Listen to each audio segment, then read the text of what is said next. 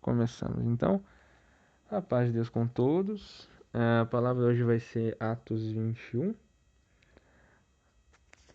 Vamos lá, no finalzinho. É o versículo 27 de Atos 21. A gente vai falar um pouco sobre esse momento em que Paulo é preso ali em Jerusalém. Ok? Deus abençoe sua vida pela oração. Vamos lá, eu vou fazer a leitura para vocês e a gente vai dando sequência na palavra conforme o Senhor direcionar. Vamos lá, versículo 27, Atos 21. Contudo, quando os 7 dias estavam quase terminando, alguns judeus da província da Ásia, observando Paulo no templo, incitaram toda a multidão e o agarraram, esbravejando: Homens de Israel, ajudai! Este é o homem que por toda parte prega contra o nosso povo, contra a lei e contra este lugar. Além de tudo, introduziu gregos no templo e profanou este santo lugar. Diziam isso, pois o haviam visto na cidade com Trófimo, o Efésio, e presumiram que Paulo havia trazido ao templo. Por esse motivo, toda a cidade se alvoroçou e houve grande ajuntamento de pessoas. Então, agredindo Paulo, arrastaram-o para fora do templo e, em seguida, as portas do templo foram fechadas. Enquanto estavam tentando matá-lo, chegou ao comandante das tropas romanas a informação que toda a cidade de Jerusalém estava em grande tumulto. Então, no mesmo instante, reuniu alguns dos seus soldados e oficiais e correu até o centro da multidão alvoroçada.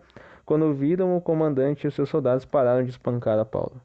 Assim que chegou, o comandante mandou prender a Paulo e ordenou que ele fosse algemado a 2 correntes. Depois interrogou quem ele era e o que ele havia feito.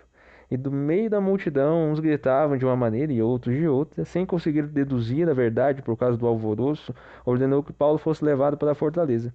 Ao chegar às escadas, a violência da multidão era tão feroz que Paulo precisou ser carregado pelos soldados. E a multidão que o seguia não parava de gritar: mata-o! Pouco antes de ser levado para dentro da fortaleza, Paulo solicitou ao comandante: Tenho permissão para dirigir a palavra? E então o comandante lhe indagou: Falas a língua grega? Não é porventura o egípcio que há algum tempo deu início a uma revolução e levou para o deserto 4.000 terroristas armados? Ao que Paulo declarou: Sou judeu, cidadão de Tarso, cidade de grande importância na Cilícia. Peço que me consintas falar ao povo. O comandante lhe deu permissão, então Paulo colocou-se em pé na escada e fez sinal à multidão. Quando todas as pessoas se aquietaram, Paulo começou a lhes falar em aramaico. Até aqui. Glória a Deus, que o Senhor nos dê graça. Essa passagem aqui, ela expressa a vez que Paulo foi preso, né, em Jerusalém. E é interessante que Paulo agora ele está de volta a Jerusalém depois de bastante tempo, né? Ele fica um tempo longe dessa cidade, até porque a gente vai comentar um pouco mais o que aconteceu com ele anos anteriores a esse fato aqui que a gente está lendo agora. Né? Ele volta e é interessante como Paulo, aquele que sempre pregava a respeito de não caminhar de acordo com a lei judaica, ele caminha numa humildade muito grande, porque ele está no meio de Jerusalém e ali a gente tem Tiago e Pedro direcionando, orientando a igreja em Jerusalém, que é uma igreja de judeus, né? Judeus que vieram da lei e que ainda tem muitos costumes da lei. E para não escandalizar esse povo, ele também recebe orientações de Tiago, recebe orientações de Pedro e de João, provavelmente, que ele se adapte ali em algum grau, né, para que não venha trazer algum tipo de escândalo tão grande e não venha acontecer o que agora a gente acabou de ler que aconteceu com ele, né? Então conduzem ele a participar para um ritual de purificação, como todo judeu que viveu longe, né, do povo de Judá, Judá não, do povo de Israel, né, também de Judá, né, mas do povo da sua própria nação e conviveu com outros de outras nações, era necessário passar por um ritual de purificação, e daí ele vem e passa por esse ritual, né? Mesmo conhecendo a verdade do Evangelho, ele faz isso por amor, para não escandalizar o povo, né? E também pela sua segurança. E nesse momento, mesmo assim, mesmo com todas as orientações, mesmo com essas estratégias, né? Para não ter esse escândalo no meio do povo de Israel, infelizmente, né, a gente vê aí que o povo ainda assim incitou, né, inventou um falso testemunho contra ele, que ele havia introduzido esse Trófimo, esse grego, né, dentro do templo, que não era de acordo com as leis judaicas, e começa então esse grande alvoroço que a gente leu aqui, essa grande perseguição. A gente sabe um pouco da história de Paulo, né? Paulo, ele foi muito perseguido durante toda a sua caminhada. Se a gente olha no início do seu ministério, logo depois que o Senhor livra a alma dele, né, do inferno, e traz ele para o evangelho. Ele era aquele que perseguia, que corria, que matava, né, cristãos, e agora, pela graça de Deus, ele é encontrado no caminho de Damasco, é convertido num cristão e passa a sofrer perseguições por conta do evangelho. Né? Ele está em Jerusalém depois de algum tempo, né, em que Barnabé o traz, apresenta ele, né, aos apóstolos, ele fica ali um tempo e debatendo com os judeus que Jesus é o grande Messias. Então, as pessoas ali em Jerusalém querem matá-lo, né? E ele foge, né? Ele, no caso, eles se organizam para que Paulo seja enviado para outro lugar, para Tarso, para que ele não seja morto ali. E agora vamos observar um pouco é, o, esse contexto, esse ciclo que sempre acontece com Paulo e a maneira com que Deus trabalha através desse ciclo. Né? A gente vê que todas as perseguições que Paulo sofre o enviam diretamente para o centro da vontade de Deus. Paulo foi separado por Deus para ser um pregador aos gentios, para enviar a sua palavra tanto a judeus quanto a gentios, mas o seu ministério, a maior parte dele, o próprio Deus dizia que era para os gentios. Então, no primeiro momento, ele está ali em Jerusalém pregando o evangelho, ensinando, indo nas sinagogas, né? E o Senhor usa dele ali, claro, para falar e para ensinar através da lei que Jesus é o Messias, para expressar através da palavra no Velho Testamento que Jesus é aquele que havia de vir. E daí começa essa primeira perseguição em que Paulo é enviado para Tarso para que ele não sofra ali uma morte, né? Para que ele não sofra essa perseguição, no caso, essa morte de Paulo. Mas justamente essa perseguição o levou para Tarso, em que ele passou um período ali de preparação, de comunhão com Deus, e depois Barnabé busca ele mais uma vez. Barnabé é alguém que está sempre ali amando a vida de Paulo, e o traz para Antioquia, onde eles são enviados para as missões justamente para os gentios. Então aquela primeira perseguição que Paulo passou o levou ele diretamente para o centro da vontade de Deus, para o centro daquilo que Deus queria para a vida dele. Se a gente observa essa perseguição que agora a gente está vendo em Atos 21, na vida de Paulo, qual que era a palavra de Deus anterior a isso que a gente está lendo aqui? É que ele deveria testificar o evangelho em Roma, a César. E agora, essa prisão que agora eles vão prendê-lo, vai acontecer aqui diversos acontecimentos muito importantes que Paulo é acusado pelos judeus, daí ele é enviado por um governador, que é enviado para um outro governador, e ele vai indo até chegar em Roma, onde ele consegue testificar para César. Mas tudo começou no meio de mais uma perseguição. Então agora a gente vê mais uma vez uma outra perseguição ainda em Jerusalém, que oprimiu Paulo, que bateu em Paulo, que espancaram Paulo. Paulo ficou preso um tempo, anos e anos e anos, mas que levou ele para o centro da vontade de Deus. Levou ele para testificar para César. Na verdade, se a gente observa bem, ele não testifica só para César, né? Ele testifica durante todo o período para toda a guarda pretoriana. Ele prega ali em Roma para toda aquela guarda que foi separada para cada dia ele tinha, né, era necessário que ele tivesse um soldado cuidando dele para que ele não fugisse, né? Afinal, ele era um prisioneiro em Roma e por 2 anos tinha um soldado que ficava ali, né, cuidando dele. Né? Ele teve a liberdade de pregar o evangelho em Roma durante 2 anos numa casa alugada, se a gente vê no final de Atos está escrito isso. E ainda a segurança era feita, né, vamos dizer assim, a segurança dele era feita pelos inimigos, né, na época daqueles que perseguiam o evangelho. Né? O Senhor tomou vários caminhos na vida dele, mas tudo isso iniciou através de uma perseguição. Se a gente olha a própria perseguição que o próprio apóstolo Paulo, quando ainda era Saulo, causou, fez com que a vontade de Deus fosse manifesta. O que que acontece? As pessoas que viviam em Jerusalém foram expulsas de Jerusalém pelo próprio apóstolo Paulo e aqueles quais antes, né, buscavam oprimir a igreja e foram levadas para outras cidades, outras regiões que não fosse Jerusalém mais, e essas pessoas iam de caminho em caminho, a palavra fala, pregando o evangelho, cumprindo o ID de Jesus Cristo, que é ir por todo mundo e pregar o evangelho. Então a gente percebe que essa outra perseguição que causou, imagina, pessoas que foram, como a Lê orou, refugiadas em outras cidades, às vezes até em outros países, mas durante todo esse processo, a palavra do Senhor foi pregada, o ídolo de Jesus Cristo foi cumprido e a vontade de Deus foi manifesta. É interessante que, se a gente observa na vida dessas pessoas e também na vida de Paulo, durante os períodos de perseguição que eles passam, em nenhum momento eles param de cumprir a vontade de Deus. Porque perseguição não é sinônimo de desistência, não é sinônimo de abandono de Deus, não é sinônimo de liberdade para parar de servir no ministério. Pelo contrário, a gente vê Paulo, agora ele vai levantar a voz, se a gente lê em Atos ainda 22, ele vai levantar a voz e vai testificar o motivo pelo qual ele está sendo preso, né? Que é por conta da ressurreição de Cristo, que é por pregar o evangelho. Então, sendo perseguido e ainda assim manifestando a vontade de Deus, sendo perseguido como ele, foi enviado de Jerusalém para Tarso. Ou seja, ele podia ter ficado chateado. Nossa, os meus, os da minha própria nação queriam me matar. Meu Deus do céu, que absurdo. Não, ele não ficou chorando, né, reclamando. Ele se preparou pela graça de Deus ali na palavra, ele cresceu em conhecimento de Deus, né, no conhecimento daquilo que ele realmente depois passou a pregar nas outras igrejas. Ele provavelmente mergulhou na verdade do evangelho.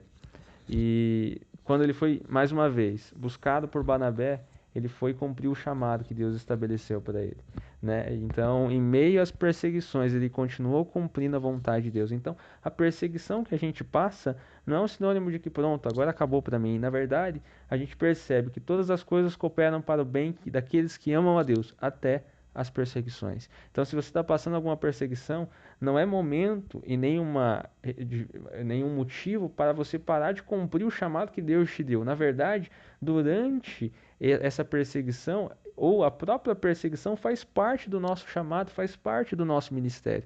A gente tem várias promessas maravilhosas na Bíblia que a gente vive reivindicando, né? Saúde, bênção, os nossos celeiros cheios, mas a própria palavra e o próprio Cristo apresenta para nós outras promessas que a gente não fica reivindicando por aí, que é, por exemplo, no mundo tereis aflições, mas tem de bom ânimo, eu venci o mundo.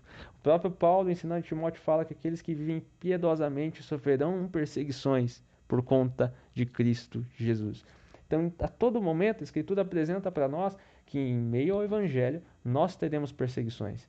Então, quando as perseguições vêm e se manifestam, não é que o Evangelho parou de se manifestar. Na verdade, o cumprimento da palavra está ainda se manifestando cada vez mais claramente. Um dos pilares da nossa caminhada de fé vai ser as perseguições, gente.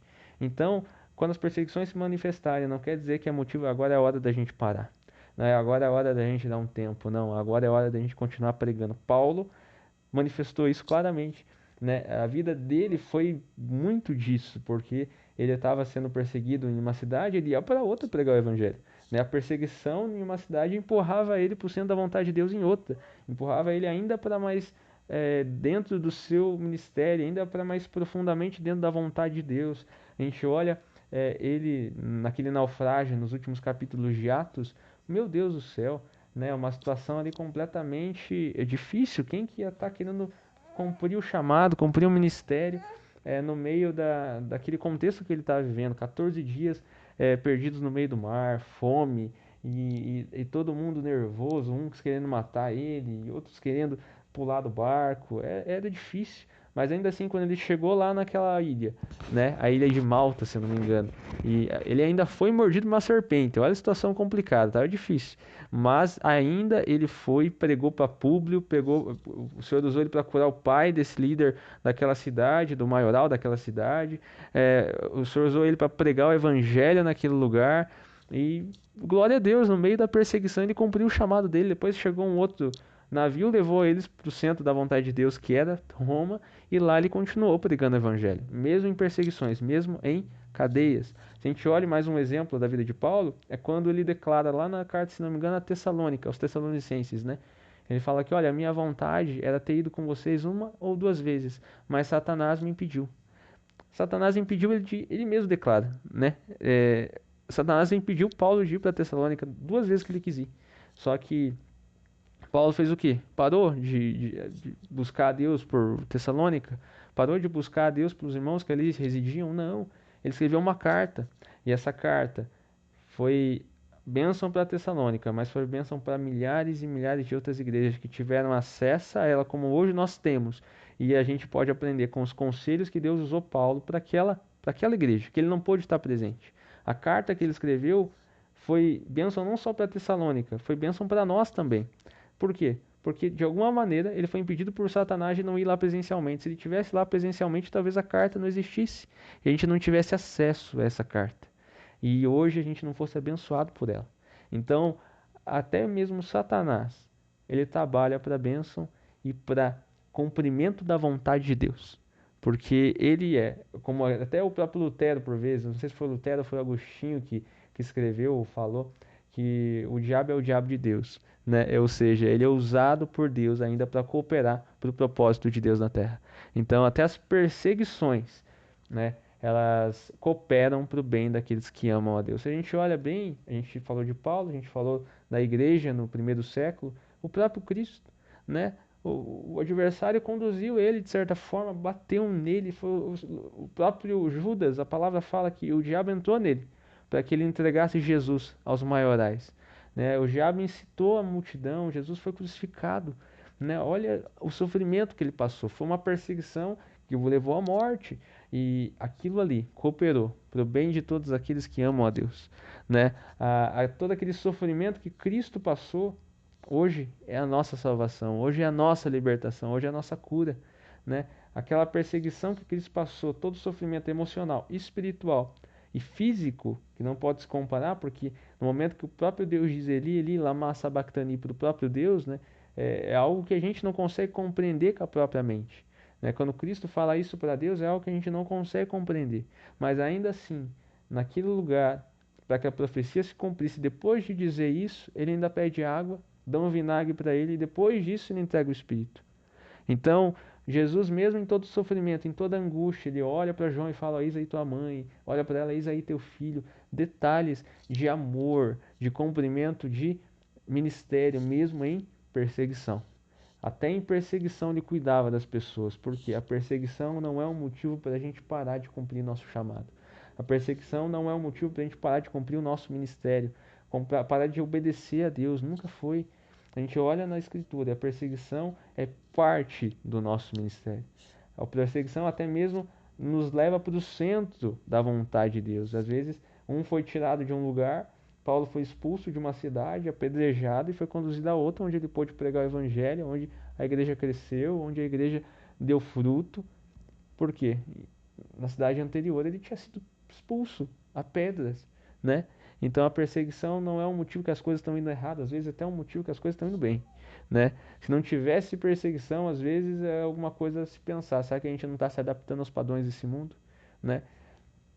Quando a gente olha para as perseguições, Jesus apresenta uma outra ótica, né? A ótica que a gente está vendo agora é que as perseguições nos aproximam da vontade de Deus e que a gente, no meio da vontade de Deus, no meio da perseguição, deve continuar fazendo a vontade de Deus para cumprimento, né, do nosso chamado, para cumprimento do ídolo de Jesus, né?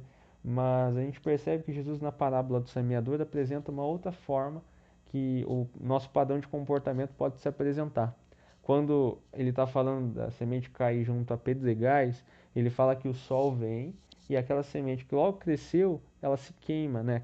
Aquele broto que logo cresceu se queima porque não tem raiz em si mesmo por conta das pedras. E daí na explicação ele cita que é por conta das provações e tribulações por causa da palavra de Deus. Ou seja, quando o sol, que figura as provações, tribulações, as perseguições, a gente pode colocar aqui, se apresentam na vida de algumas pessoas, ou até na nossa própria vida, a gente foge. A gente foge do nosso chamado, a gente foge do nosso propósito, a gente foge de fazer a vontade de Deus, a gente foge para qualquer outro lugar. Se a gente ainda tem algum vício, algum pecado, a gente foge para aquele pecado. Se a gente ainda tem alguma fraqueza, a gente foge para aquela fraqueza, ou a gente simplesmente para na beira do caminho, senta e não faz mais nada. Por quê? É porque essa palavra de aceitar as perseguições por vezes não entrou fundo no nosso coração por ter alguma coisa ali. Então, a outra forma da gente lidar com a perseguição pode ser essa. E o que fazer quando for isso? E o que fazer se a perseguição não me levou para o centro da vontade de Deus, se a perseguição me afastou de Deus, na verdade, se a perseguição não cumpriu o propósito pelo qual a gente percebe que em vários homens e mulheres de Deus ela cumpriu. O que eu devo fazer? Bom, assim como numa terra que tem pedregais e você quer semear nela, ela precisa ser arada, ela precisa ser tirada para fora aquilo que é pecado, né? No caso, parafraseando, né? Aquilo que é pedras, aquilo que impede que aquela semente dê fruto e cresça suas raízes. Então, nessa alusão à nossa vida cristã, os pecados que impedem que essa palavra saia para fora, né? Saia para fora é bonito, né? Que essa palavra saia, né, do nosso coração e seja exposta diante de Deus, eles devem ser confessados, né? Qual que foi o padrão de comportamento que eu tive durante essa última perseguição? Eu fui para Deus ou fui para frente da televisão ver série? Ou fui para o pecado? Ou fui para aquela antiga prática que eu tinha pecaminosa que Deus me libertou, mas eu voltei para ela? Será que eu ainda não tenho um apego para ela? Será que ainda é ela que é a minha cisterna rota, como Jeremias diz lá em Jeremias 2, né? Ou seja, uma fonte que por um certo período de tempo dá água, não é uma fonte, né? Um poço que em certo período de tempo tem água, mas não é uma fonte. Aquela cisterna rota, a água dali acaba, a água dali não é pura, é suja. Agora a fonte não. A fonte é um lugar que é inesgotável e de água cristalina e de água pura. Então, para onde que eu estou fugindo no meio das minhas perseguições? Será que não tem alguma coisa que se manifesta? É, Até mesmo nesse caso, a perseguição é uma bênção, porque faz a gente perceber que no nosso coração ainda não está sincero diante de Deus, que o nosso coração ainda precisa ser tratado, ainda precisa ser arado.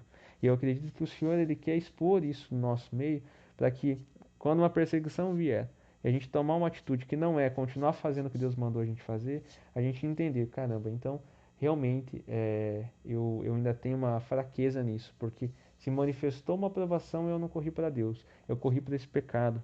Então quer dizer que esse pecado ainda é um ponto importante para mim. Quer dizer que esse pecado ainda tem influência dentro do meu coração. Quer dizer que então quando a perseguição, e a gente sabe que virá uma perseguição sobre toda a igreja em pouco tempo, não sabemos quanto, mas pouco, porque quando a manifestação de Cristo está mais próxima, a manifestação também do adversário se torna mais intensa, né? E a ideia é que a igreja se torne mais intensa também. Mas se a gente, no meio das perseguições naturais do nosso dia a dia, né, no meio das perseguições espirituais, mas não com tanta intensidade como vai ser nos últimos dias, não se comporta mais intensamente, pregando, fazendo a vontade de Deus, cumprindo aquilo que Ele nos chamou, então a gente tem que se preparar agora, antes que essa perseguição se manifeste, porque senão a gente pode ser achado em falta, né? A gente vê o que vai acontecer nos últimos dias. A gente vê que as portas das nossas igrejas vão se fechar, as perseguições vão se alastrar, vai ficar complicado para quem é crente e ainda tem essa duplicidade de ânimo, porque quando isso se manifestar, talvez a gente seja achado em falta. Então, o momento da gente treinar, no caso, o momento da gente se preparar é agora, né? O momento da gente se preparar para quando isso se manifestar é hoje, né? Porque amanhã ou depois se manifesta uma perseguição na nossa vida, a gente volta e corre para o pecado e não consegue retornar mais para Cristo. Então, que a perseguição hoje seja um púlpito para nós, para que a gente possa pregar a palavra. Porque se a perseguição, na verdade, servir simplesmente como uma porta que nos leva diretamente, um portal, vamos usar assim, né, que naqueles filmes, que nos leva diretamente para o nosso passado pecaminoso, para as nossas práticas iníquas que a gente um dia viveu, então, poxa, quer dizer que o nosso coração ainda tem alguma coisa a ser tratada. Então, que a gente possa trazer a reflexão de, nossa, nessa perseguição que eu passei, nessa prova, nessa luta que eu passei, não precisa ser necessariamente uma perseguição, mas essa aflição agora, como que eu me comportei? Será que eu me comportei como um legítimo servo ou serva de Deus? Ou será que, infelizmente, eu fugi para essa fraqueza que antes eu tinha? Ao fugir para essa fraqueza, então eu preciso agora me dedicar em oração e em palavra para saber o que Deus fala sobre o que essa fraqueza significa, para ver o que Deus fala para que a gente possa vencer essa fraqueza, porque a espada do Espírito é a palavra. Então eu preciso de ajuda, então eu preciso confessar para minha irmã, eu preciso conversar para o meu irmão, pedir ajuda para eles em oração, pedir ajuda para eles em aconselhamento, né? Pedir para que ele me repreenda quando eu estiver nessa atitude, ou para que ela me repreenda, pedir ajuda principalmente para o Espírito Santo, jejuar a respeito desse assunto, né? Mortificar as minhas vontades, deixar de lado, né? Ou bloquear alguém, ou parar de ver um aplicativo, ou fugir de um ambiente que por vezes tem aquela fraqueza que a gente foge quando a perseguição se manifesta. Então, se nosso braço direito nos faz pecar, é necessário que a gente tire ele fora. E não é literal, aqui a gente sabe que as questões que hoje nos fazem pecar e se manifestam principalmente durante as perseguições devem ser tiradas também. Então, acredito que a vontade de Deus é essa. Que a gente, em meio às perseguições, não veja ela como algo que Deus nos abandonou, Deus nos deixou de lado. Não, de forma alguma. Na verdade, as perseguições nos aproximam dele, devem nos aproximar. Uma vez eu ouvi um testemunho de um irmão da Ásia que foi preso várias vezes por conta do evangelho lá. A gente sabe a perseguição que os nossos irmãos lá passam, né? Ele veio para o Brasil depois de um tempo, já liberto, né? Ele chorando assim, falou para um outro servo de Deus aqui no nosso país que estava acompanhando ele que a igreja aqui, na verdade a igreja lá na Ásia tinha um perseguidor que os aproximava, tinha, né, uma dificuldade que os aproximava de Deus, que eram os perseguidores. Mas aqui, a nossa batalha, os nossos inimigos, né, o inimigo deles os aproximava de Deus. Os nossos inimigos nos afastam dele, porque são as distrações, né, são outras coisas, são, por vezes, a prosperidade, entre aspas, né, a prosperidade bíblica, é abençoada, né? O Senhor quer que a gente seja próspero, mas Ele não quer que a prosperidade que hoje a gente alcance amanhã nos distraia de viver com Ele, né? De viver debaixo da presença dEle, debaixo da direção dEle.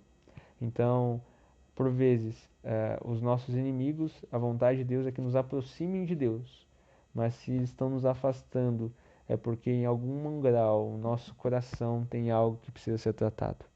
Então, a vontade de Deus é que, como Paulo, como a igreja no primeiro século, como o próprio Cristo, a gente possa, é, mesmo em perseguição, continuar em sinceridade, com o coração puro, dedicado, diligente diante de Deus. E se de alguma maneira se manifesta de uma forma contrária ou diferente do que a gente está conversando aqui, é algo que precisa ser tratado.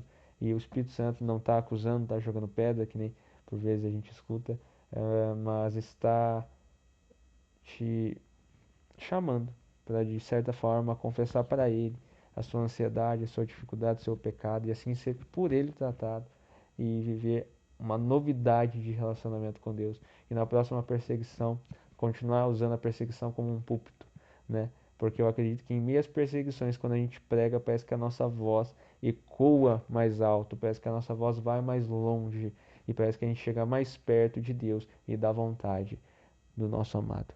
E é interessante que, em meio a essas perseguições, se a gente aceita elas como algo que o Senhor está comigo, mesmo que essa perseguição esteja me oprimindo, a alegria do Espírito toma você. A alegria do Espírito toma de uma forma que você não consegue entender, porque racionalmente não faz sentido. Emocionalmente, às vezes, não faz sentido, mas espiritualmente, uma alegria te toma e você consegue cumprir a vontade de Deus. Assim como os discípulos, quando padeciam açoites e saíam dando graças por serem achados dignos de padecer pelo nome de Cristo. A vontade de Deus é que a mesma alegria que estava neles esteja em você. Só que para isso a gente precisa se dispor a Deus, a mesmo que padecendo esse tipo de afronta, a gente possa louvá-lo e receber essa alegria pela graça do Espírito Santo. Amém? Acredito que é isso que o Senhor queria passar nessa noite. Deus abençoe. Se alguém quiser comentar alguma coisa, fica à vontade. Glória a Deus.